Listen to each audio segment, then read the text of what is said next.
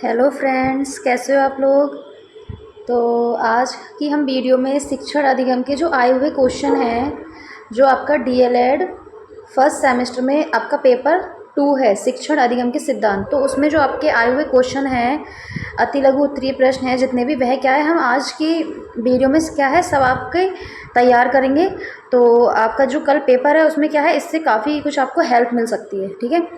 और इस शिक्षण अधिगम की मैंने मैराथन वीडियो आपकी डाल दी है, जो आपका कल पेपर है सीडीपी का और शिक्षण अधिगम का, ठीक है, शिक्षण अधिगम का। तो ये दोनों मैंने वीडियो डाल दी हैं आपकी मैराथन वीडियो, आप चैनल पे जाके दोनों देख लीजिए। और इन दो वीडियो को देखने के बाद आपको पेपर में बहुत हेल्प मिलने वाली है। तो आज देखिए हम करते हैं अपने वन लाइनर क्वेश्चन रिवीजन, ठीक है। वन लाइनर क्वेश्चन का हम रिवीजन करते हैं। देखिए पहला हमारा क्वेश्चन है, आंग्ल भाषा शिक्षण संस्थान कहाँ है। तो आंग्ल भाषा शिक्षण संस्थान हमारा कहाँ पे है, प्रयागराज, जिसका पूर्व नाम क्या था, इलाहाबाद था, जो अब चेंज होकर क्या हो गया, प्रयागराज, वहाँ पे स्थित है। नेक्स्ट हमारा क्वेश्चन है, मनोविज्ञान और निर्देशन विभाग कहाँ है। तो मनोविज्ञान और निर्देशन विभाग हमारा प्रयागराज इलाहाबाद में स्थित है। मनोविज्ञान निर्देशन विभाग हमारा कहाँ है, प्रयागराज में है। और आंग्ल भाषा शिक्षण संस्थान ये भी हमारा कहाँ है, प्रयागराज में है, ठीक है। नेक्स्ट है हमारा, शिक्षण की आगमन विधि से आप क्या समझते हैं। कल ही मैंने बताया था, आगमन विधि में क्या होता है, आप पहले बच्चों को क्या है उदाहरण देकर पहले उसको समझाते हैं, उसके बाद आप नियम बताते हैं। तो देखिए शिक्षण की आगमन प्रविधि में छात्र विशिष्ट से सामान्य की ओर अग्रसर होता है। इस प्रविधि का अधिकांश प्रयोग व्याकरण शिक्षण में किया जाता है, ठीक है। ये क्या है आपका, विशिष्ट से सामान्य की ओर अक्सर होता है। पहले क्या है, वह विशिष्ट चीज़ें सीखता है, उसके बाद वह क्या है, कॉमन चीज़ें, सामान्य चीज़ सीखता है। नेक्स्ट आपका क्वेश्चन है, दक्षता अधिगम शिक्षण विधि के सोपान बताइए। देखिए ये आपका 2015 और 2016 में आया हुआ क्वेश्चन है। तो कौन कौन से सोपान हैं आपके दक्षता अधिगम शिक्षण के, पूर्व तैयारी, उद्देश्य निर्धारण, सहायक सामग्री, ठीक है। पहले आप क्या है, पूर्व तैयारी करेंगे। पूर्व तैयारी क्या क्या, उद्देश्य निर्धारण और सहायक सामग्री जो आपको शिक्षण में प्रयुक्त करनी है, प्रयोग करनी है, वह क्या है आपकी पूर्व तैयारी से आप पहले उसको तैयारी कर लेंगे। उसके बाद व्यवस्था करना, ठीक है, विषय वस्तु का प्रस्तुतिकरण, ठीक है। उसके बाद क्या करेंगे आप, नियम निर्णय का समन्वयीकरण और सूचीकरण। उसके बाद आप रिवीजन करेंगे, अभ्यास करेंगे। उसके बाद अभ्यास कार्य के मध्य की गई त्रुटियों का शुद्धिकरण, जो आपके रिवीजन में त्रुटियां आई हैं, जो भी मिस्टेक हुई हैं, उनको क्या करेंगे आप सुधारेंगे। तो उसके बाद ठीक है, रिवीजन के बाद उसमें जो आई हुई मिस्टेक हैं उनको क्या करेंगे हम सुधारेंगे। उसके बाद क्या है, एक्सपेरिमेंट, प्रयोग करेंगे, ठीक है। नेक्स्ट है आपका, रुचिपूर्ण शिक्षा क्या है। तो रुचिपूर्ण शिक्षा, देखिए मैंने कल ही आपको बताया ये वाला रुचिपूर्ण शिक्षा क्या है। तो यह शिक्षकों का शिक्षकों हेतु शिक्षकों द्वारा बनाया गया कार्यक्रम है, ठीक है।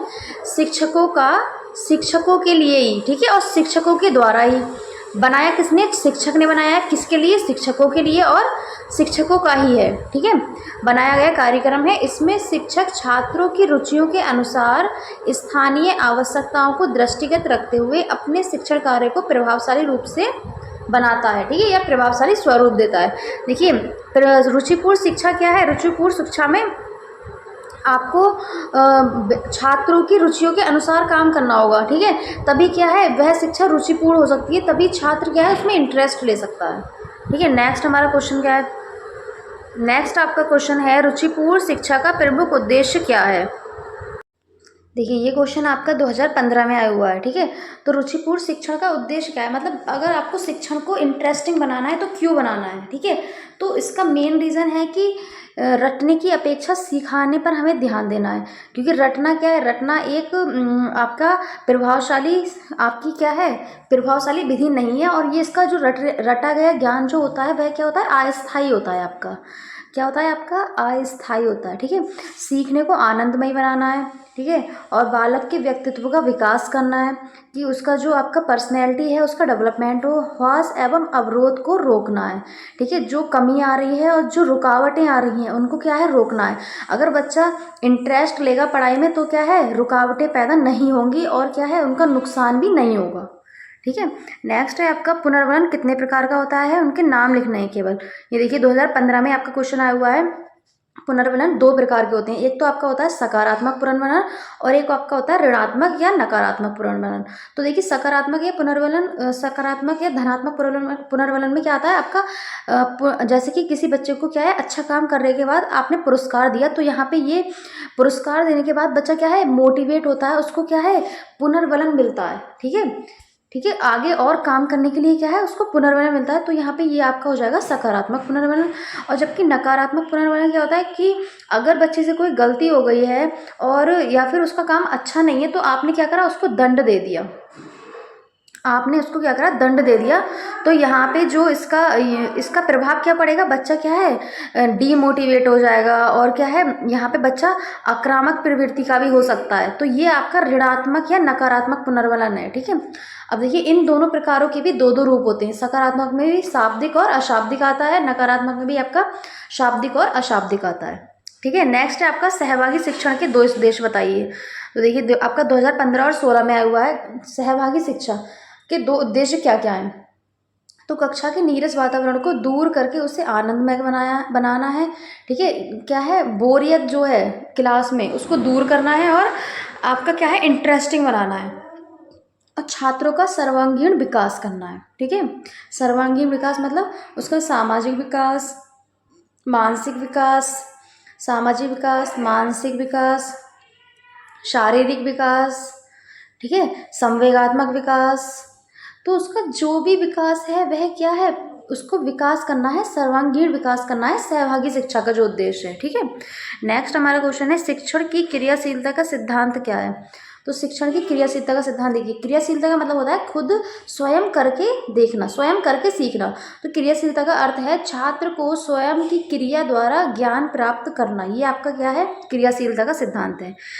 पाठ प्रस्तावना कौशल का क्या उद्देश्य है, छात्र जो पूर्व ज्ञान रखते हैं, देखिए पाठ प्रस्तावना का मतलब है पूर्व ज्ञान से रिलेटेड, तो जो पूर्व ज्ञान रखते हैं उसी को आधार बनाकर नवीन जानकारी देना और नवीन जानकारी या पढ़ाई जाने वाली विषय वस्तु को पूर्व ज्ञान के साथ जोड़ देना प्रस्तावना का प्रमुख उद्देश्य है।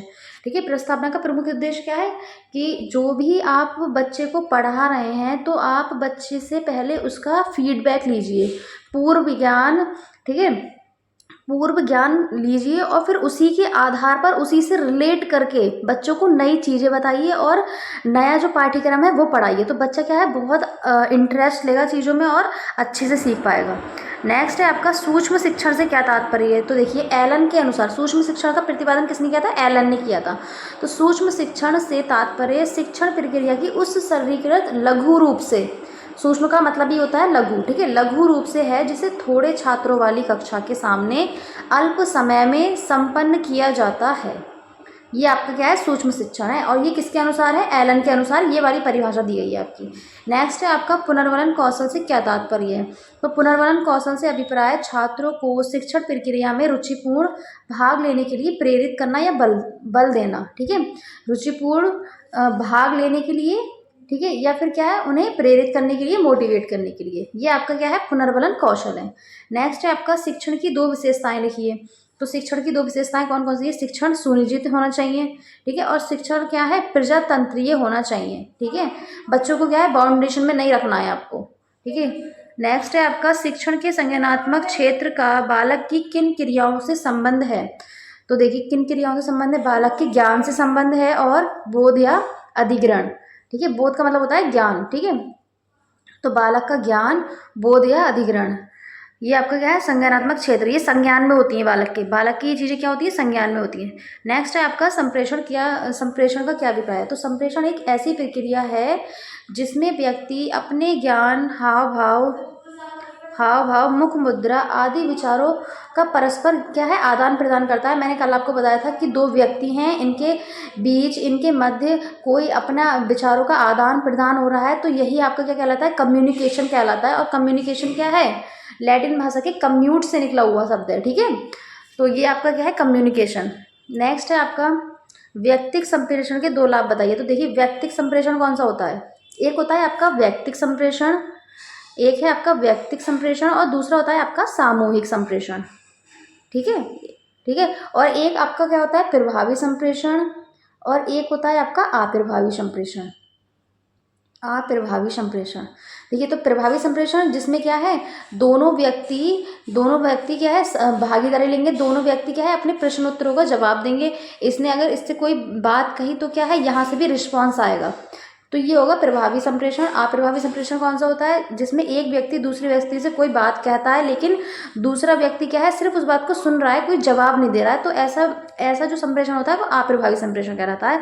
और व्यक्तिगत संप्रेषण क्या है, देखिए व्यक्तिगत संप्रेषण में क्या है, ये संप्रेषण एक से अधिक दो लोगों के मध्य होता है। और सामूहिक संप्रेषण में क्या है, बहुत सारे आपके व्यक्ति होते हैं। जैसे कि इसका 2 लाभ बताना है तो ज्ञान प्राप्ति और उचित भाषा एवं उचित उच्चारण का ज्ञान। ठीक है, व्यक्ति संप्रेषण के 2 लाभ हैं। नेक्स्ट है हमारा शिक्षण के 2 प्रमुख सूत्रों का उल्लेख कीजिए। तो शिक्षण के 2 प्रमुख सूत्र, सरल से जटिल की ओर, ठीक है, ज्ञात से अज्ञात की ओर, या आप कह सकते हैं एक पूर्ण से अंश की ओर। ठीक है, और कौन सा है आपका, बताइए, बहुत सारे हैं आपके, सरल से जटिल की ओर, ज्ञात से अज्ञात की ओर, पूर्ण से अंश की ओर, विश्लेषण से संश्लेषण की ओर। ठीक है, तो देखिए नेक्स्ट है आपका ज्ञात से अज्ञात की ओर शिक्षण सूत्र का किस तथ्य पर आधारित है। तो ज्ञात से अज्ञात का मतलब है मनोवैज्ञानिक तथ्य, जो हमें पहले से पता है, जो पहले से हम चीज़ें जानते हैं, ज्ञात हैं, उसके आधार पर हम क्या है उसके बाद हम अज्ञात चीज़ों की ओर जाते हैं, नई चीज़ों की ओर बढ़ते हैं, तो मनोवैज्ञानिक तथ्य पर आधारित है। नेक्स्ट है हमारा विज्ञान शिक्षण में सर्वाधिक उपयुक्त शिक्षण विधि कौन सी है। देखिए, विज्ञान शिक्षण का मतलब होता है आपका प्रयोग करके, एक्सपेरिमेंट। हम क्या करते हैं साइंस में, हम एक्सपेरिमेंट करते हैं, हम एक्सपेरिमेंट करते हैं साइंस में। तो साइंस के लिए सबसे जो उपयोगी विधि है वो क्या है, एक्सपेरिमेंटल प्रयोग। ठीक है, तो यहाँ पे क्या है, देखिए विज्ञान शिक्षण में प्रयोग प्रदर्शन एवं अनुसंधान विधि सर्वाधिक प्रयोगी है। देखिए, प्रयोग प्रदर्शन एक्सपेरिमेंट वाली और अनुसंधान विधि, इसी के द्वारा क्या है बालक करके सीखता है। सबसे मेन बात है यहाँ पे बालक स्वयं करता है, स्वयं एक्सपेरिमेंट करेगा और उसके बाद सीखेगा। सबसे बेस्ट जो विधि है वो यही है। नेक्स्ट है आपका निरीक्षण विधि का शिक्षण में क्या तात्पर्य है। यह मनोवैज्ञानिक विधि है, इसके प्रयोग से छात्रों की ज्ञानेंद्रियों का विकास होता है। ठीक है, आप क्या है बच्चे को देखिए, बीच बीच में आप जब शिक्षण कर रहे हैं, शिक्षण कार्य चल रहा है, तो वहाँ पे क्या है आप बीच बीच में क्या है बच्चों का निरीक्षण करते रहिए। इससे क्या है बच्चा क्लास में क्या है सक्रिय होकर बैठेगा, एक्टिव होके, ठीक है, एक्टिव होके बैठेगा। अगर आप बीच बीच में उससे क्वेश्चन पूछते रहेंगे तो बच्चे को ये लगेगा कहीं सर मुझसे ना पूछ लें ये क्वेश्चन, इसलिए वो आपकी बातें ध्यान से सुनेगा और ज्ञानेंद्रियां क्या है उसकी एक्टिव रहेंगी। आँख और कान क्या है आपकी खोल के बैठेगा और आपकी बातें क्या है ध्यान से सुनेगा। वो क्या है आपकी बात यहाँ पे वो ध्यान से सुनेगा, किसमें, निरीक्षण विधि में। अगर निरीक्षण विधि का आप प्रयोग करते हैं शिक्षण में तो ठीक है। नेक्स्ट है आपका अन्वेषण विधि। अब देखिए मैंने कल ही बताया था अन्वेषण का मतलब क्या होता है। अन्वेषण का मतलब होता है खोज करना। ठीक है, अन्वेषण विधि या ह्यूरिस्टिक विधि भी है, इसका दूसरा नाम क्या है आपका ह्यूरिस्टिक विधि, और ये किसने दी थी आपकी आर्मस्ट्रॉन्ग ने दी थी। ठीक है, तो अन्वेषण विधि से आशय शिक्षण की उस विधि से है जिसमें बालक क्या है स्वयं करने का अवसर मिलता है, क्योंकि देखिए जब वह स्वयं करेगा तभी वह क्या है नई नई चीज़ों की खोज करेगा। ठीक है, नेक्स्ट है आपका मॉन्टेसरी पद्धति क्या है। तो मॉन्टेसरी पद्धति क्या है देखिए, तो मारिया मॉन्टेसरी ने बालकों को कई वस्तुएं खेलने को देने की बात कही, जिससे क्या होता है बालक खेल खेल में अनेक बातें सीखता है। मॉन्टेसरी विधि क्या है आपकी एक खेल विधि के आधारित पर है। इसमें क्या है बच्चा क्या है खेल खेल में सीखता है। मॉन्टेसरी विधि दी किसने थी, मारिया मॉन्टेसरी ने, मारिया मॉन्टेसरी। ठीक है, मारिया मॉन्टेसरी ने दी थी। अब देखिए नेक्स्ट है हमारा बेसिक शिक्षा पद्धति की। ये कल ही मैंने आपको सब पढ़ाया है कि व्याख्यान विधि, मॉन्टेसरी विधि। ठीक है, तो देखिए बेसिक शिक्षा पद्धति में क्या है, ये पद्धति क्या है गांधी जी की देन है। इन्होंने इसे बुनियादी शिक्षा का नाम भी दिया है। इस पद्धति में खेल के माध्यम से हस्तशिल्प शिक्षा को बढ़ावा देकर, ठीक है, जीवकोपार्जन से जोड़ने का कौशल बच्चों में विकसित किया जाता है। मतलब ये है इसका कि मैंने कल भी आपको ये बहुत अच्छे से एक्सप्लेन की थी कि बुनियादी शिक्षा का जो मेन रीज़न है वह क्या है, बच्चे को भावी जीवन के लिए तैयार करना। बच्चे को क्या है भावी जीवन के लिए तैयार करना, उसके क्या है उसके कौशलों पे ध्यान देना, जिससे क्या है वह बच्चा भविष्य में क्या है अपने आर्थिक जो व्यवस्था है, आर्थिक जिम्मेदारी है उसको संभाल पाए। ठीक है, नेक्स्ट है आपका व्याख्यान विधि देते समय क्या सावधानी रखनी चाहिए। देखिए 2017 में सारे आपके क्वेश्चन आए हुए हैं। तो व्याख्यान देते समय उदाहरण एवं दृष्टांत का प्रयोग करना चाहिए। देखिए आप क्या है लेक्चर दे रहे हैं, ठीक है, तो आप क्या है बीच बीच में आप एग्जाम्पल दीजिए, जिससे क्या है बच्चा अच्छे से समझ पाएगा। वाक्यों में क्रमबद्धता रखनी चाहिए। अब आपने ये नहीं पहले आपने जो सेंटेंस पहले बोलना था वो आपने बाद में बोल रहे हैं, जो बाद में बोलना था वो आपने पहले ही बोल दिया। तो ये भी नहीं है कि वाक्यों में क्रमबद्धता होनी चाहिए, ठीक है, जिससे बच्चा क्या है आसानी से आपकी बात को समझ पाए। नेक्स्ट है आपका सहभागी शिक्षण से क्या तात्पर्य है। तो जिस शिक्षण प्रक्रिया में छात्र का सहयोग प्राप्त करके उसे अनुभव करवाया जाता है, ठीक है, कि वह उस शिक्षण प्रक्रिया का महत्वपूर्ण अंग है, सहभागी शिक्षण कहलाता है आपका। तो जिस शिक्षण प्रक्रिया में छात्र का सहयोग प्राप्त करके उसे क्या है क्या अनुभव करवाया जाएगा कि वह शिक्षण प्रक्रिया का महत्वपूर्ण अंग है, तो यही आपका क्या होगा सहभागी शिक्षण होता है। नेक्स्ट है आपका बहुउद्देशीय शिक्षण अधिगम सामग्री किसे कहते हैं। तो मैंने कल ही आपको बताया था बहुउद्देशीय शिक्षण क्या होता है। पहले तो आप ये बताइए, बहुउद्देशीय शिक्षण का मतलब होता है कि एक ही समय में एक से अधिक कक्षा को पढ़ाना या फिर क्या है काफ़ी कक्षाओं का देखना, ठीक है, वह आपका क्या है बहुउद्देशीय शिक्षण है। तो देखिए लेकिन ये शिक्षण क्या है, ये आपका शिक्षण सही नहीं माना जाता है। इसके बहुत सारे दोष हैं। इसमें क्या है बच्चों पे सही से ध्यान नहीं दे पाते हैं और पाठ्यक्रम को सही से नहीं बना पाते हैं, और उसमें क्या है बच्चा सदाचार में नहीं रहता है, अनुशासन में नहीं रहता है, और क्या है मॉनिटर पे निर्भर रहता है शिक्षक कि मॉनिटर क्या है पूरी क्लास को देख लेगा, ठीक है। तो ये आपका शिक्षण है वो अच्छा नहीं माना जाता है। तो ऐसा शिक्षण सामग्री जो विभिन्न उद्देश्यों की पूर्ति करती है, ठीक है, बहुउद्देशीय सामग्री कहलाती है, जैसे कि ग्राफ, मानचित्र, ठीक है। अब देखिए इन्होंने बहुउद्देशीय शिक्षण सामग्री पूछा था आपसे, सामग्री कौन कौन सी होती है। तो सामग्री बहुउद्देशीय मतलब वही होगी कि जो एक सामग्री है वो बहुत सारी चीज़ों में काम में आ जाए। तो ग्राफ, ठीक है, मानचित्र हो गया, चार्ट पेपर हो गया, अनेकों प्रयोगों से छात्रों को रंग भरने, कला बनाने एवं आकार आदि बनाने का क्या है ज्ञान होता है, ठीक है। नेक्स्ट है आपका शिक्षण में प्रश्नोत्तर विधि का क्या महत्व है। तो देखिए प्रश्नोत्तर विधि दी किसने थी, तो प्रश्नोत्तर विधि दी थी आपकी सुकरात ने, ठीक है। तो प्रश्नोत्तर विधि में प्रयोग से छात्र नए ज्ञान प्राप्त करने के लिए क्या है सक्रिय हो जाते हैं। देखिए प्रश्नोत्तर विधि का मतलब है बच्चे, देखिए आप जो शिक्षक है, शिक्षक जब बालक से क्या है प्रश्न पूछेगा तो वह क्या है सक्रिय रहेगा कि अब सर मुझसे क्या पूछने वाले हैं, ठीक है। और इसमें क्या है बच्चे जब प्रश्न पूछता है शिक्षक तो बच्चे क्या है उस प्रश्न पर विचार करते हैं, तर्क करते हैं, ठीक है। तो और उनकी विचार करने तथा चिंतन करने की शक्ति बढ़ जाती है, क्योंकि वह क्या है प्रश्न के बारे में सोचेंगे कि सर ने मुझसे ये पूछा है, तो उसके बारे में वह तर्क करेंगे, तो यहाँ पे उनकी तर्क शक्ति बढ़ जाएगी। नेक्स्ट है आपका गतिविधि आधारित शिक्षण की 2 उपयोगिताएं लिखिए। देखिए 2018 में आया हुआ है आपका ये।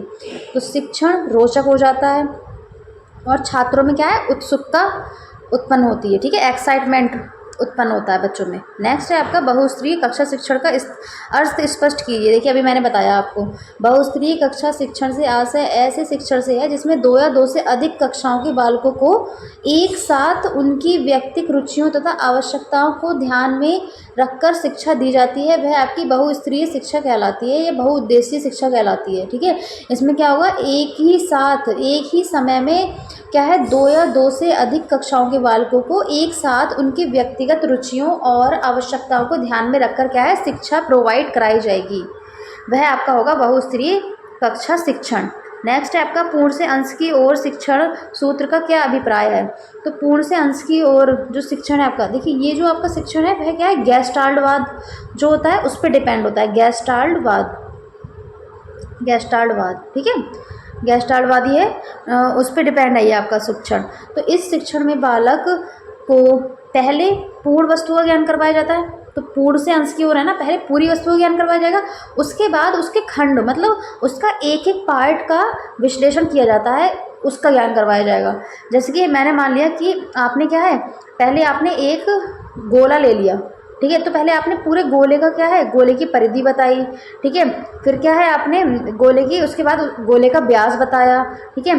तो अब पहले आप पूरी चीज़ के बारे में बता रहे हैं, उसके बाद उसके आप खंडों के बारे में बता रहे हैं कि इसका एक कोना ये है, एक कोना ये है, ठीक है, और क्या है इसकी त्रिज्या ये है, इसका व्यास ये होता है, जीवा ये होती है, ठीक है। तो ये सब चीज़ें आप बता रहे हैं उसके बाद में। नेक्स्ट है आपका प्रश्नों की दो विशेषताएं बताइए। तो प्रश्न देखिए सरल और स्पष्ट होने चाहिए, प्रश्न से मोटिवेशन मिलने वाला होना चाहिए, प्रश्न ऐसे नहीं कोई फालतू का प्रश्न हो, ठीक है, प्रेरणा उत्पन्न करने वाला होना चाहिए। और देखिए एक आप और भी लिख सकते हैं कि बच्चों के बौद्धिक स्तर के अनुसार होना चाहिए, ठीक है, बौद्धिक स्तर के अनुसार होना चाहिए प्रश्न आपका। नेक्स्ट आपका पुनर्वलन कौशल का क्या उद्देश्य है। अब पुनर्वलन कौशल का देखिए ये भी आपका 2018 में आया हुआ है। तो पुनर्वलन कौशल आनंदवादी सिद्धांत पर आधारित है और अनुक्रिया की संख्या में वृद्धि करना इसका उद्देश्य है। इसके प्रयोग से शिक्षक को पारंगत होना चाहिए। यह छात्र की अभिप्रेरणा और क्रियाशीलता को बढ़ा देता है, ठीक है। क्या है पुनर्वलन से, देखिए पुनर्वलन जब मिलता है ना बच्चे को तो वह क्या है और आगे अच्छा करने के लिए मोटिवेट होता है और क्रियाशील होता है, ठीक है। तो इसलिए पुनर्वलन मिलना बच्चों के लिए बहुत ज़रूरी है। नेक्स्ट क्वेश्चन है आपका शिक्षण में क्रियाशीलता के सिद्धांत का क्या उपयोगिता है। तो देखिए शिक्षण में क्या है क्रियाशीलता के सिद्धांत की बहुत अधिक उपयोगिता है, क्योंकि बच्चे को करके सीखने से बच्चे क्या है बहुत जल्दी सीखते हैं। और जो करके सीखते हैं बच्चे उसमें क्या है अगर अपने आप एक्सपेरिमेंट करेंगे तो बहुत इंटरेस्ट आएगा उन्हें, और ऐसा ज्ञान बहुत अधिक समय तक क्या है उन्हें याद रहेगा, बहुत स्थायी रहेगा उनके दिमाग में, ठीक है। तो शिक्षण में क्रियाशीलता के सिद्धांत द्वारा छात्रों में पढ़ने में रुचि जागृत की जाती है। नेक्स्ट हमारा विज्ञान शिक्षण में प्रयोग प्रदर्शन विधि का क्या महत्व है। तो विज्ञान शिक्षण में विज्ञान जो है वो प्रयोगों पर आधारित है, अतः जब किसी प्रयोग को प्रदर्शन के माध्यम से दिखाया जाता है या प्रयोग को प्रदर्शन किया जाता है तो उसका विशेष महत्व होता है। अब देखिए आप केमिस्ट्री लीजिए, केमिस्ट्री है, केमिस्ट्री में भी क्या है आपका एक्सपेरिमेंट होते हैं, और आपका क्या है फिजिक्स है, फिजिक्स में भी क्या है आप देखिए एक्सपेरिमेंट होते हैं, फिजिक्स की लैब होती है, आपकी जूलॉजी की लैब होती है, बॉटनी की लैब होती है। तो ये सब क्या है ये विज्ञान में जितनी भी जो चीज़ें हैं वह क्या है एक्सपेरिमेंटल चीज़ें हैं। इसमें क्या है आप प्रयोग को प्रदर्शन करेंगे तो क्या है बच्चा उसको क्या है बहुत अच्छे से सीखेगा। नेक्स्ट है आपका अपेक्षित अधिगम स्तर से आप क्या समझते हैं। कल मैंने इसको पूरा बहुत अच्छे से डिफाइन किया है, ठीक है, आप वीडियो जरूर देखने वाली जाके। तो अपेक्षित जो अधिगम स्तर होता है ये 3 शब्दों से मिलकर बनता है, कौन कौन सा, अपेक्षित, अधिगम और स्तर। तो यहाँ पे क्या है अपेक्षित से तात्पर्य ज्ञात करना, तो अधिगम का अर्थ होता है सीखना, और स्तर का अर्थ है उपलब्धि को स्तरों से है, ठीक है। तो अपेक्षित का तात्पर्य किससे है ज्ञात करना, और अधिगम मतलब सीखना, अधिगम का तो मतलब ही होता है सीखना या सिखाना, ठीक है। और स्तर का अर्थ है उपलब्धियों के स्तर से है। ये मैंने बहुत डीपली आपका डिफाइन किया है, बहुत आपका डीपली समझाया है आपको, ठीक है। तो ये आप वीडियो में जाके सब समझ लेना। नेक्स्ट है हमारा उत्तम शिक्षण अधिगम की कोई 2 विशेषताएं लिखिए, ठीक है। तो बिना लागत प्राप्त सामग्री, देखिए कल मैंने बताया था कि उत्तम शिक्षण अधिगम क्या हो सकता है, देखिए बिना लागत मतलब उसमें क्या है ज़्यादा रुपए खर्च ना हो, वह सबसे अच्छा शिक्षण माना जाता है, शिक्षण सामग्री मानी जाती है आपकी। और विषयवार पाठ के अनुरूप सामग्री, ठीक है, जो आपका विषय वार है मतलब जो आपका कोर्स है वह क्या है आपकी जो भी सामग्री है वह क्या है आपके पाठ्यक्रम के अनुसार होनी चाहिए, ठीक है। अब यहाँ पे क्या है अगर देखिए बच्चे को यहाँ पे आपने जैसे आपने यहाँ पे क्या है बिना लागत की सामग्री, तो बिना लागत की सामग्री क्या हो सकती है वेस्ट मटेरियल से आप उससे क्या है कुछ भी बनवा लीजिए, वेस्ट मटेरियल से आप क्रिएटिव चीज़ें बनवा सकते हैं। तो वहाँ पे क्या है बच्चा उससे सीखेगा बहुत चीज़ें। तो यहाँ पे क्या है बिना लागत के वह एक सामग्री आपकी तैयार हो जाएगी बच्चों को शिक्षण देने के लिए। नेक्स्ट है आपका शिक्षण में प्रेरणा का सिद्धांत क्या अभिप्राय है। तो प्रेरणा क्या होता है मोटिवेशन, ठीक है। प्रेरणा के माध्यम से ही छात्रों में सीखने के लिए रुचि उत्पन्न होती है, इंटरेस्ट पैदा होगा, ठीक है। अगर बच्चा मोटिवेट होगा तो क्या है उसमें इंटरेस्ट भी पैदा होगा। जब छात्र शिक्षण में रुचि नहीं लेता है तो उसे कोई भी नहीं सिखा सकता, ठीक है। देखिए इंटरेस्ट एक बहुत अच्छी चीज़ होती है जिससे क्या है अगर बच्चे की बात ना करें, अगर हम अपनी ही बात करें तो हमें जिस चीज़ में इंटरेस्ट आता है ना हम उस चीज़ को जल्दी सीखते हैं, ठीक है। तो इंटरेस्ट बहुत ज़रूरी है, अगर इंटरेस्ट नहीं है तो आप सीख ही नहीं पाओगे। बच्चे को अभिप्रेरित करने के लिए उसकी जन्मजात रुचियों में मदद लेना आवश्यक है। रुचि उत्पन्न होने से ज्ञान ग्रहण शक्ति बढ़ जाती है, ज्ञान ग्रहण करने की जो शक्ति है वह बढ़ जाएगी, क्योंकि रुचि उत्पन्न हो गई ना। तो अब इसका मतलब वह इंटरेस्ट लेगा तो वह चीज़ों को जल्दी सीखेगा, वहाँ पे क्या है उसकी ज्ञान क्या है ज्ञान उसका वहाँ पे ज्ञान की शक्ति जो है वह बढ़ जाएगी। नेक्स्ट है आपका मूर्त से अमूर्त शिक्षण सूत्र से क्या आशय है। तो देखिए मूर्त का मतलब होता है जो हमारी आँखों के सामने है, और अमूर्त मतलब जो हमारी आँखों के सामने दिखाई नहीं दे रहा है, तो ये होता है हमारा अमूर्त। तो मूर्त से अमूर्त शिक्षण इस तथ्य पर बढ़ देता है कि सर्वप्रथम बच्चे को मूर्त मतलब स्थूल, स्थूल का मतलब होता है बड़ा, ठीक है। तो मूर्त जो उसके बच्चों के सामने है, आंखों के सामने जो चीज़ें हैं उनका ज्ञान कराना चाहिए। उसके बाद अमूर्त सूक्ष्म चीज़ें, मतलब उसके बाद क्या है, जो बच्चा कल्पना करेगा अमूर्त चीज़ें जो उसके आंखों के सामने नहीं है उसका ज्ञान कराना चाहिए। मूर्त वस्तुएं वह होती है जो दिखाई देती हैं, जो अभी मैंने बताया जिनकी पहचानना तथा समझना सरल होता है। अमूर्त वस्तुएं वह होती हैं जिनको समझना कठिन होता है और जो हमें क्या है, हमारे आंखों के सामने नहीं होती है वो। नेक्स्ट है हमारा निदानात्मक परीक्षण किसे कहते हैं। तो देखिए निदानात्मक एक होता है आपका उपचारात्मक, एक होता है आपका उपचारात्मक, एक होता है आपका निदानात्मक, ठीक है। तो उपचारात्मक क्या होता है और निदानात्मक क्या होता है, मैं आपको बताती हूँ। देखिए उपचारात्मक में क्या है, पहले निदानात्मक परीक्षण होता है। तो निदानात्मक परीक्षण से तात्पर्य किसी रोग का निदान करना है। जिस प्रकार चिकित्सक किसी रोग का निदान करता है, उसी प्रकार एक शिक्षक भी अपने छात्रों की समस्याओं का उपचार करता है, उसकी विषयगत समस्याओं तथा अधिगम संबंधी का निदान करता है। तो देखिए यहाँ पे क्या है, पहले क्या उपचारात्मक शिक्षण में क्या है, उपचारात्मक निदानात्मक शिक्षण में पहले बच्चे की समस्याओं को क्या है पता लगाया जाएगा, समस्या का पता लगाना। और उपचारात्मक शिक्षण समस्या का समाधान करना, समस्या समाधान।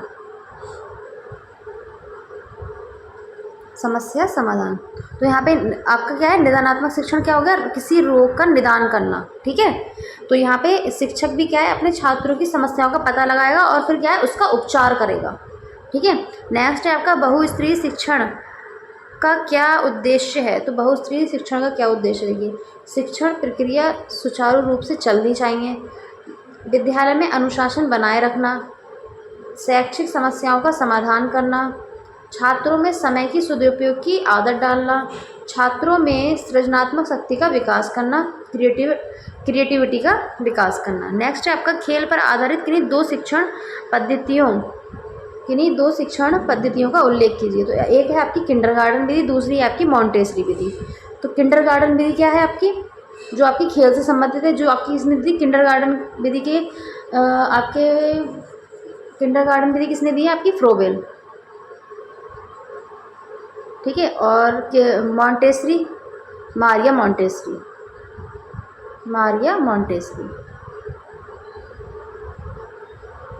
ठीक है।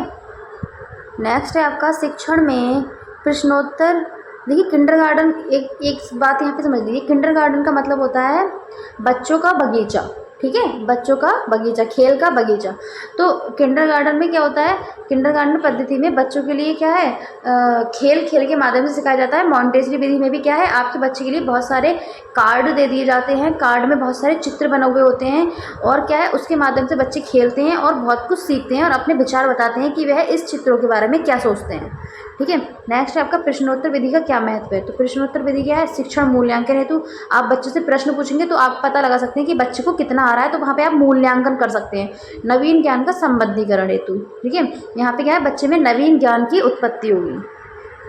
जिज्ञासा हेतु, ठीक है, बच्चा क्या है, क्यूरियोसिटी पैदा होगी बच्चे में, ठीक है। आप उससे क्वेश्चन पूछेंगे और क्वेश्चन क्या है, क्वेश्चन में कोई भी जैसे तथ्य हैं तो वह क्या है जानने के लिए उसमें उसके अंदर जिज्ञासा उत्पन्न होगी। जैसे आप अगर गैलेक्सी के बारे में बता रहे हैं तो गैलेक्सी में क्या है, बहुत सारी दूध क्या है, दूध मेखला, ठीक है, दूध मेखला होती है, ठीक है। और बहुत सारे क्या है, तारे होते हैं, ठीक है। तारों के बाद क्या है, आपके बहुत सारे ग्रह हैं, उपग्रह हैं, ठीक है। तो अगर आप ये बताएंगे तो बच्चा क्या है, अब अगर बच्चे से आपने ये क्वेश्चन पूछा तो बच्चे में एक जिज्ञासा उत्पन्न होगी, अच्छा इसके बाद क्या होता है, ठीक है। ग्रह होते हैं, ग्रह क्या होते हैं, ठीक है, और उपग्रह क्या होते हैं, तो ये क्या है, जिज्ञासा बच्चे में पैदा होगी। पाठ विस्तार हेतु, रुचि एवं एकाग्रता बनाए हेतु, ठीक है। नेक्स्ट है आपका शिक्षण में रुचि के सिद्धांत से क्या आशय है। तो छात्रों को आकर्षक एवं आनंदमय कार्यक्रम के माध्यम से शिक्षा देना ही क्या है, रुचि का सिद्धांत है। इंटरेस्ट बच्चे में अगर इंटरेस्ट होगा तो क्या है, इसके माध्यम से वह बच्चा क्या है, आकर्षक और आनंदमय कार्यक्रम के माध्यम से शिक्षा लेगा। संप्रेषण के कौन कौन से प्रकार हैं, तो संप्रेषण देखिए, संप्रेषण है आपका शाब्दिक संप्रेषण और अशाब्दिक संप्रेषण। तो शाब्दिक संप्रेषण में क्या क्या है आपका, मौखिक और लिखित दो प्रकार का हो सकता है। आप क्या है, मुख के द्वारा बोल के भी आप संप्रेषण कर सकते हैं, या आप लिख कर भी क्या है, आप कोई मैसेज दे सकते हैं किसी को। नेक्स्ट है आपका अशाब्दिक, मतलब बिना शब्द का, जैसे वाणी संप्रेषण हो गया। मुख मुद्रा मतलब इशारे के माध्यम से। स्पर्श संप्रेषण मतलब किसी चीज़ को आप टच करके बता रहे हैं, ठीक है, तो वह क्या है, स्पर्श करके बता रहे हैं, तो वहाँ पे हो गया आपका स्पर्श संप्रेषण। नेक्स्ट है आपका शिक्षण को परिभाषित कीजिए। तो शिक्षण को देखिए, B.F. स्किनर के अनुसार, कल ही मैंने ये परिभाषा बताई है आपको, शिक्षण पुनर्वलन की आकस्मिकताओं का क्रम है। शिक्षण क्या है, पुनर्वलन की आकस्मिकताओं का क्रम है। नेक्स्ट है आपका किन्हीं दो शिक्षण सिद्धांतों का उल्लेख कीजिए। तो एक किन्हीं दो शिक्षण सिद्धांत कौन कौन से, क्रियाशीलता या करके सीखने का सिद्धांत। नेक्स्ट है आपका रुचि का सिद्धांत। तो क्रियाशीलता मतलब करके सीखना है, रुचि का मतलब बच्चा क्या है, रुचि के सिद्धांत पे बहुत इंटरेस्ट लेता है। और क्या है, शिक्षक, देखिए यहाँ पे क्या लिखा है, इस सिद्धांत में सीखने के लिए छात्र क्रियाशील होना अति आवश्यक है, ठीक है। और नेक्स्ट है रुचि का सिद्धांत। इस सिद्धांत के अनुसार शिक्षण कार्य करते समय शिक्षक को छात्र की रुचि को सर्वप्रथम पता लगाना चाहिए। तभी अगर शिक्षक को पता नहीं होगा कि बच्चे की रुचि किसमें है, तो वह क्या है, वह बच्चे की रुचि का ध्यान नहीं रख पाएगा और उसके अकॉर्डिंग पढ़ा नहीं पाएगा, जिससे बच्चों क्या है, अगर उसकी रुचि के अकॉर्डिंग नहीं पढ़ाओगे तो बच्चे को इंटरेस्ट नहीं आएगा पढ़ने में। नेक्स्ट आपका प्रभावी संप्रेषण के दो तरीके बताइए।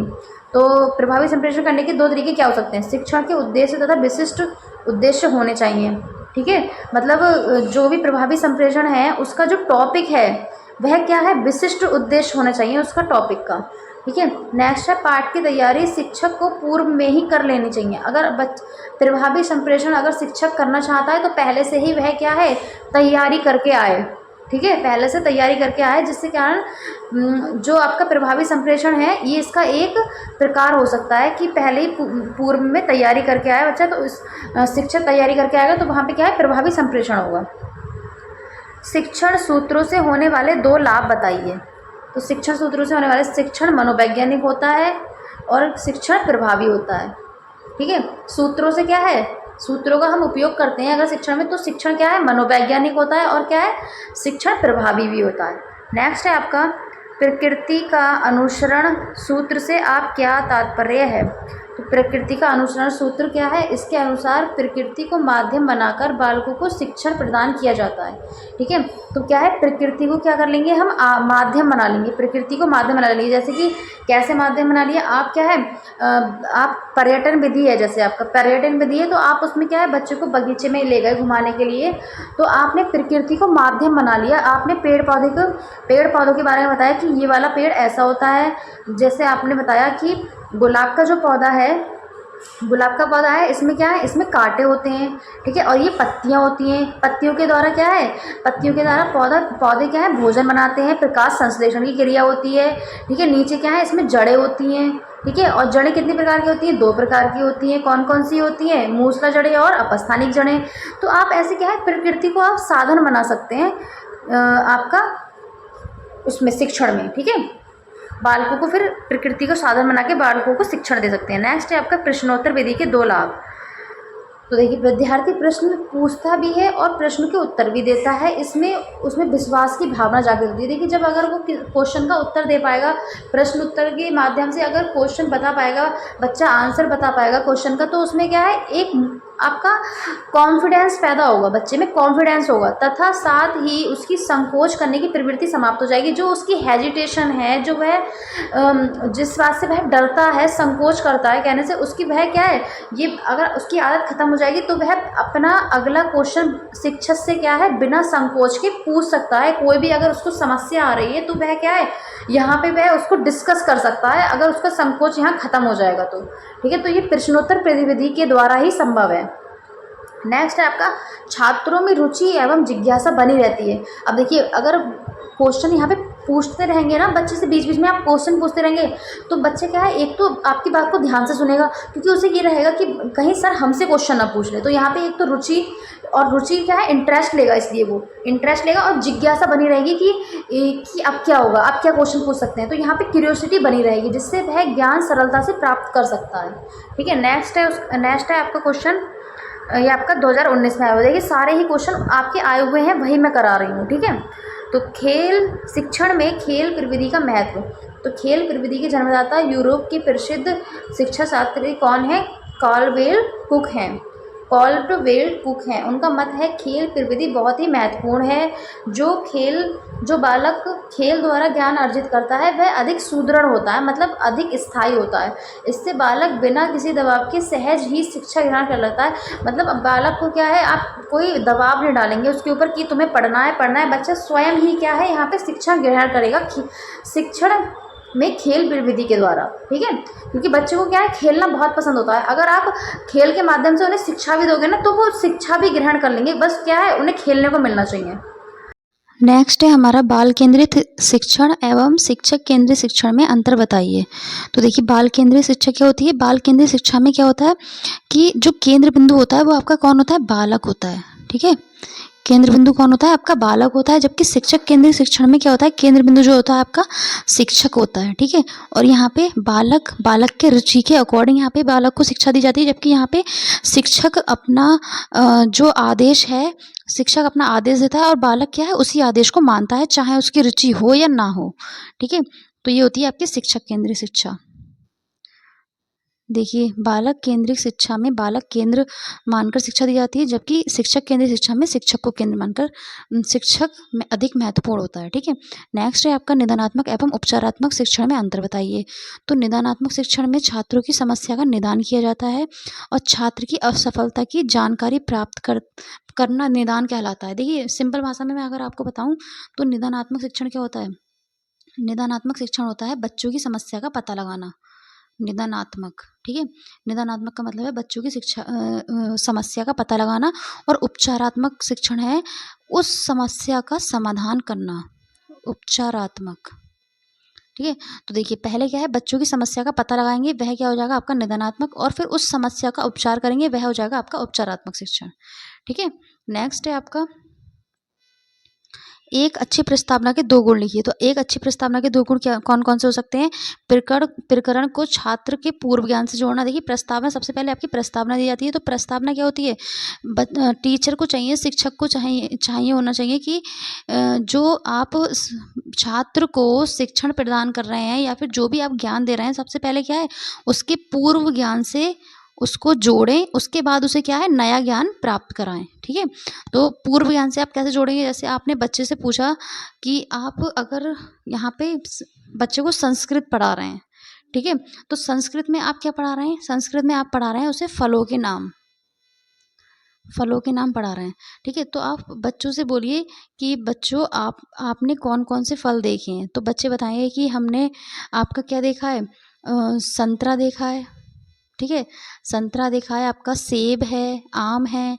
फिर आप इन्हीं चीज़ों को लेके उन्हें क्या है, संस्कृत में नाम बताइए। जैसे कि आम को हम बोलते हैं आम्रम, ठीक है, आपका क्या है, संतरा को क्या बोलते हैं हम?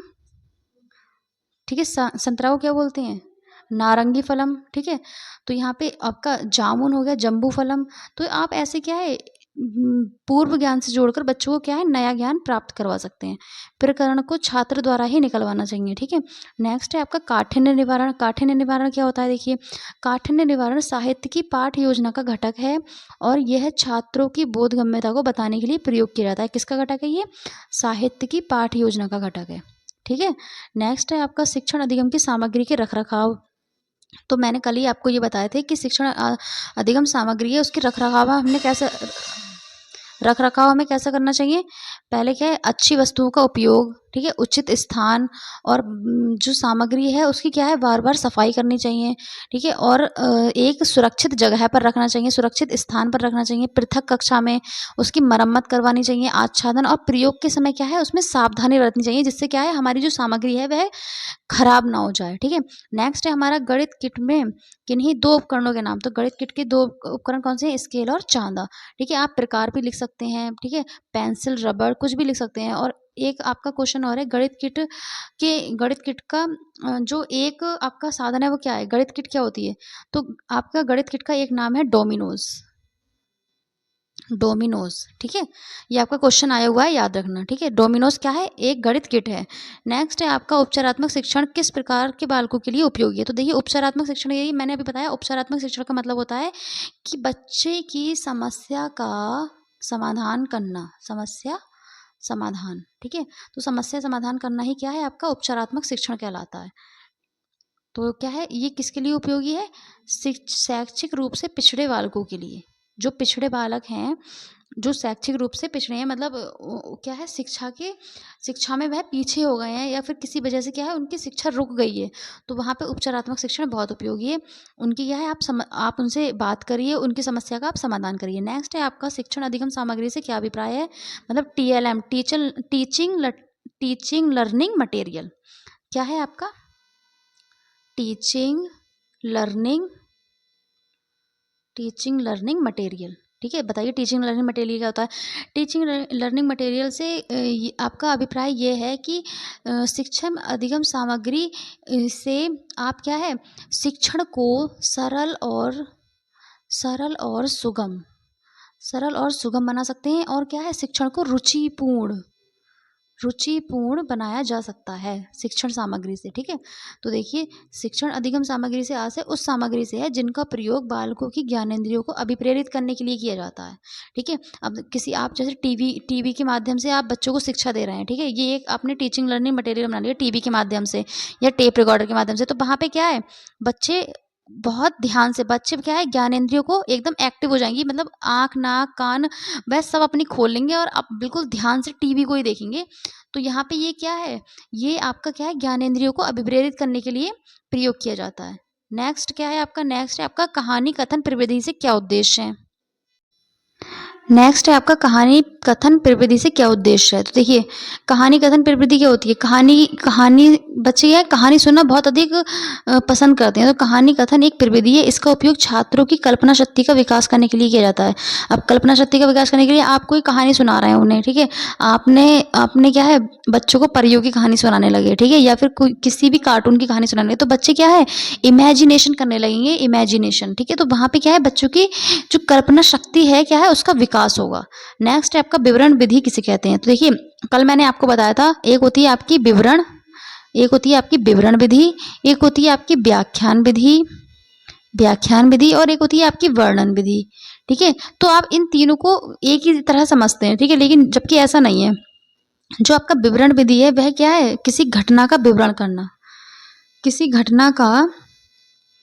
घटना को बताने के लिए क्या है विवरण विधि का प्रयोग किया जाता है। और किसी व्यक्ति और वस्तु के बारे में बताने के लिए, किसी व्यक्ति का जीवन परिचय बताने के लिए वहाँ पे क्या है उसका वर्णन किया जाता है। ठीक है, किसी व्यक्ति या किसी जगह के नाम को बताने के लिए क्या है वर्णन किया जाता है। जबकि व्याख्यान जो विधि है, व्याख्यान विधि क्या है उच्च कक्षा के लिए, उच्च कक्षा में प्रयोग की जाती है। ठीक है, व्याख्यान विधि। नेक्स्ट है आपका देखिए विवरण शिक्षण या सूचना देने की एक महत्वपूर्ण विधि है। विवरण की कला प्रत्येक शिक्षक में जन्मजात पाई जाती है। ठीक है, शुरू से ही जो शिक्षक होता है वह क्या है अच्छा चीज़ों को क्या है उसका विवरण कर देता है। ठीक है, ये कला उसमें क्या है जन्मजात होती है। संप्रेषण की कोई एक उपयुक्त परिभाषा लिखिए। तो देखिए संप्रेषण दो व्यक्तियों के मध्य में बातचीत करने का माध्यम है। दो व्यक्तियों के मध्य भावों विचारों तथा अन्य तथ्यों का आदान प्रदान ही क्या कहलाता है, संप्रेषण कहलाता है। ठीक है, संप्रेषण का मतलब ही होता है विचारों का आदान प्रदान दो व्यक्तियों के मध्य। नेक्स्ट है आपका शिक्षण सूत्र क्या है। तो शिक्षण सूत्र क्या होते हैं, शिक्षण सूत्र वह है जिसके द्वारा शिक्षक छात्रों को प्रभावी ढंग से स्थायी ज्ञान प्रदान करता है। रेमंड के अनुसार शिक्षण सूत्र पथ प्रदर्शन करते हैं जिनमें सिद्धांत से व्यवहार में सहायता के लिए अपेक्षा की जाती है। ये किसने कहा है? आपका रेमंड ने कहा है। ठीक है, नेक्स्ट है आपका पुनर्वलन का क्या अर्थ है? तो देखिए पुनर्वलन का अर्थ होता है आपका किसी भी बच्चे को अगर उसने अच्छा काम किया है तो आप क्या है उसको शाबाशी देना, तो उसको वहाँ पे क्या है मोटिवेशन मिलता है, तो वहाँ पे वो पुनर्वलन का काम करता है। ठीक है, तो पुनर्वलन का आपका अर्थ है पुनः बल देना। पुनर्वलन के द्वारा छात्रों को अच्छा करने के लिए प्रोत्साहित किया जाता है। पुनर्वलन से बच्चों के मानसिक रूप में प्रोत्साहित किया जाता है। पुनर्वलन शिक्षण अधिगम प्रक्रिया को प्रभावी बनाता है। ठीक है, तो ये आपका हो गया पुनर्वलन का अर्थ। नेक्स्ट है आपका एक तरफा संप्रेषण क्या है? तो मैंने आपको बताया था एक तरफा संप्रेषण या प्रभावी या अप्रभावी संप्रेषण। ठीक है, तो जो आपका एक तरफा संप्रेषण होता है वो कैसा होता है? वो अप्रभावी संप्रेषण होता है। ठीक है, क्योंकि एक तरफा संप्रेषण में मतलब दो व्यक्ति हैं वे अपने विचारों का आदान प्रदान करेंगे।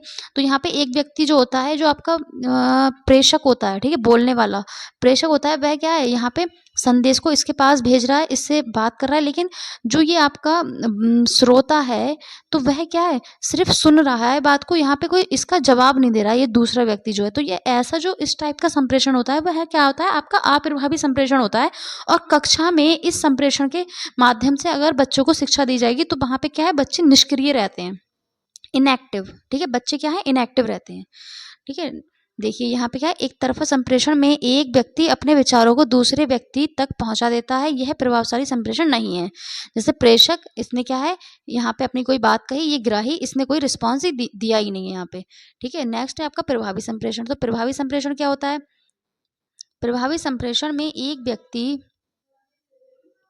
अपने विचारों को दूसरे व्यक्ति तक पहुंचाता है और दूसरा व्यक्ति उसे समझ लेता है उसकी बात को, और फिर क्या है उसका जवाब देता है। अब देखिए यहाँ पे एक व्यक्ति है, इसने अपनी बात को इससे कहा और ये इसकी बात समझ गया, फिर इसने इसका जवाब दिया। अब देखिए दोनों तरफ से बातचीत हो रही है, तो ऐसा जो संप्रेषण होता है वो आपका प्रभावी संप्रेषण होता है। और कक्षा में अगर शिक्षक और बालक के मध्य ऐसा संप्रेषण कराया जाए तो वहाँ पे क्या है ये आपके बच्चे बहुत सक्रिय रहते हैं और यहाँ पे प्रभावी संप्रेषण इसे माना जाता है। ठीक है, नेक्स्ट है आपका देखिए यहाँ पे इस टाइप से आपका डायग्राम बनाया। प्रेषक है, इसने कोई अपनी बात बताई या सूचना दी, और जो ग्राही है इसको समझ में आई इसकी बात, इसने क्या है इसका जवाब दिया। तो ये हो गया आपका प्रभावी संप्रेषण। अपूर्ण संप्रेषण एवं प्रभावी संप्रेषण में अंतर बताइए। तो अपूर्ण संप्रेषण क्या होता है? एक तरफा होता है, जबकि प्रभावी संप्रेषण क्या होता है? दो तरफा होता है। इसमें दोनों पक्ष सक्रिय होते हैं। संप्रेषण संबंधी बाधाएं कौन कौन सी हैं? तो संप्रेषण संबंधी बाधाएं कौन सी हैं? शिक्षक का उच्चारण स्पष्ट ना होना। तो देखिए अगर शिक्षक का उच्चारण स्पष्ट नहीं है बात को कहने का, तो वहाँ पे बच्चे क्या है बात को समझ नहीं पाएंगे, उनको क्या है बात समझने में क्या है परेशानी होगी। यहाँ पे बच्चों में रुचि ना होना, अब बच्चों में इंटरेस्ट ही नहीं है आपकी बात को सुनने के लिए, तो यहाँ पे संप्रेषण में क्या है बाधाएं उत्पन्न हो सकती हैं। शिक्षक का हाव स्पष्ट ना होना। अब देखिए अगर आप संप्रेषण कर रहे हैं तो शिक्षक को चाहिए कि वह बालक को संप्रेषण के वक्त अपने थोड़ी एक्टिविटी के साथ क्या है अपनी बातों को बताए यहाँ पे, तो वह क्या है इससे संप्रेषण क्या है अच्छा होगा। नेक्स्ट है आपका नेक्स्ट क्वेश्चन, इस उद्यान में बालक पौधे, पाठशाला, बगीचा, शिक्षक माली होता है, ये किसने बताया था? तो देखिए मैंने अभी आपको एक विधि बताई थी, एक प्रणाली बताई थी किंडरगार्टन। तो किंडरगार्टन क्या होता है?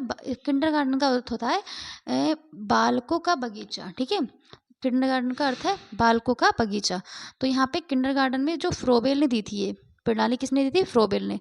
तो इन्होंने ये बताया था कि इसमें जो बालक क्या है? बालक पौधा है। इन्होंने ये कहा था कि बालक जो है वह पौधा है और शिक्षक है वह माली है। शिक्षक को इन्होंने बताया था माली। ठीक है, और जो आपका क्या है पाठशाला है, पाठशाला को इन्होंने पूरा बगीचा बताया था। ठीक है, तो ये क्या होता है आपका किंडरगार्टन प्रणाली है आपकी ये। ठीक है, और ये किसने दी? फ्रोबेल ने दी थी।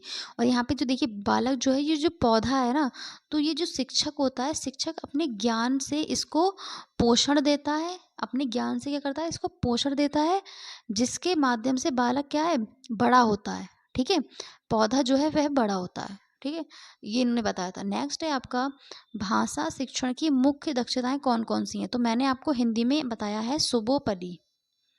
क्या बताया है मैंने? सुबोपली, सुनना, बोलना, पढ़ना और लिखना। ठीक है, तो ये आपके भाषा शिक्षण के 4 कौशल होते हैं। ठीक है, तो सुनना, बोलना, पढ़ना और लिखना। नेक्स्ट है आपका शिक्षण से क्या तात्पर्य है? शिक्षण से क्या तात्पर्य है? तो शिक्षण का संक्षेप में अर्थ क्या है? ज्ञान प्रदान करना। तो शिक्षण द्वारा छात्रों को ज्ञान प्रदान करना, जिससे छात्रों का सर्वांगीण विकास होता है। सर्वांगीण विकास होता है, ठीक है। सर्वांगीण का मतलब है सभी तरह से, ठीक है।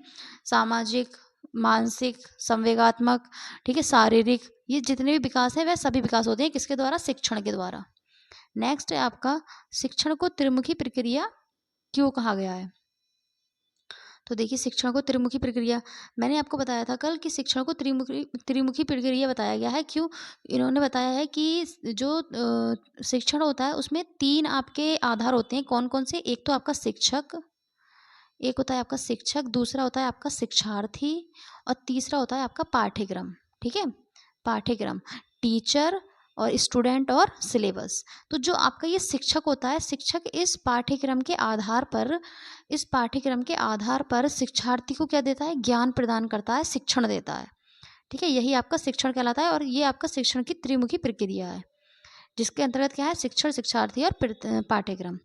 नेक्स्ट है आपका, ज्ञान किसी देश के सुख व समृद्धि का आधार है। ये किसका आपका कथन है? तो ये किसका है? जॉर्ज वॉशिंगटन का, ठीक है। संप्रेषण के प्रमुख घटकों के नाम लिखिए। तो संप्रेषण के मैंने अभी बताया था कि संप्रेषण में 3 घटक होते हैं। कौन कौन से? एक तो आपका होता है वक्ता, वक्ता मतलब बोलने वाला, ठीक है। एक होता है आपका श्रोता, श्रोता मतलब सुनने वाला, और एक होता है आपका संदेश, संदेश मतलब जो भी उसका मैसेज आप दे रहे हैं वो, ठीक है। तो वक्ता, वक्ता क्या है? अपनी बात को कहता है, और दूसरा जो होता है सुनने वाला, जो सुन रहा है उसकी बात को, वह होता है आपका श्रोता। तो 3 घटक होते हैं, ठीक है। और वक्ता को यहाँ प्रेषक भी बोलते हैं। तो प्रेषक मतलब वक्ता, संदेश जो संदेश दे रहा है, ग्राही मतलब सुनने वाला, 3 घटक हो गए। नेक्स्ट है आपका, नेक्स्ट क्वेश्चन है आपका, शिक्षण में अभिप्रेरणा का सिद्धांत से क्या आशय है? तो देखिए, अभिप्रेरणा मतलब मोटिवेशन। अगर बच्चा मोटिवेट होगा तो वहाँ पे क्या है? वह इंटरेस्ट लेगा। तो प्रेषक द्वारा बालक में अभिरुचि पैदा होती है, और जिसके परिणाम स्वरूप बालक ध्यान मग्न होकर पढ़ता है। अब देखिए, बच्चा मोटिवेट है, ठीक है। अगर बच्चा मोटिवेट है तो मोटिवेट होगा तो वह यहाँ पे अगर जब पढ़ाई करने बैठेगा ना, तो उसका पूरा फोकस अपनी पढ़ाई पर होगा, अपने एग्जाम पर होगा, ठीक है। अगर वो मोटिवेट ही नहीं है, ठीक है, उसका मोटिवेट वो किस वजह से है? कि उसने ठान लिया है कि उसको 95% लेके आनी है। तो यहाँ पे एक मोटिवेशन है उसे, ठीक है। तो यहाँ पे उससे क्या है? वह बहुत ध्यान से पढ़ेगा, फोकस होके पढ़ेगा। तो बालक से इसमें क्या है? ध्यान शक्ति का विकास होगा। तो अभिप्रेरणा बालक की ध्यान शक्ति को बढ़ा देती है। नेक्स्ट है आपका, उदाहरण प्रविधि की 2 उपयोगिताएं बताइए। अब देखिए, उदाहरण प्रविधि की 2 उपयोगिताएं कौन कौन सी? उदाहरण से पाठ्य वस्तु स्पष्ट और बोधगम्य रोचक बनती है। तो देखिए, मैं आपको पढ़ाती हूँ तो मैं भी पहले क्या है, आपको जो ऐसे एग्जाम्पल बताती हूँ जो आपकी डेली रूटीन में क्या हो, डेली रूटीन में आपके हों, ठीक है। जिससे क्या है, आपको समझने में बहुत आसानी हो और आप मेरी बात को अच्छे से समझ पाएँ। तो उदाहरण से क्या है, बालक बहुत अच्छे से समझ जाता है, और रोचक रोचक मतलब इंटरेस्ट लेता है बात में। उदाहरणों का उपयोग सामग्री विषय सामग्री को स्पष्टता प्रदान करती है और नया ज्ञान भी देती है। किससे? एग्जाम्पल से। तो इसलिए एग्जाम्पल बहुत ज़रूरी हैं, ठीक है। तो ये हो गए हमारे आपके वन लाइनर क्वेश्चन आंसर, ठीक है। तो मैंने 76 यहाँ पे क्वेश्चन आंसर आपको करवा दिए हैं, और आप इन सबको पढ़ लेना। मुझे लगता है ये समझ में आ गया होगा आपको जो भी मैंने समझाया है। भले से आपके ये क्वेश्चन वन लाइनर थे, लेकिन मैंने आपको अंदर तक काफ़ी डिटेल बता दी है इनकी। और आप लोग, कल आपका पेपर है तो आप लोग अच्छे से तैयारी करिए और पेपर अच्छे से दे के आना है, ठीक है। और आपको बहुत अच्छे नंबरों से पास होना है, ठीक है। तो बेस्ट ऑफ लक पेपर के लिए आपको, और अच्छे से जाइए और पेपर दे के आइए, ठीक है। इसी के साथ हम अपनी वीडियो को यहाँ पे रोकते हैं, और थैंक यू, ठीक है। और चैनल मतलब आपको अच्छी लगी हो वीडियो तो क्या है, वीडियो को लाइक कर दीजिए, और चैनल को क्या है, सब्सक्राइब कर लीजिए, और वीडियो शेयर कर देना अपने फ्रेंड्स में, ठीक है। बाय।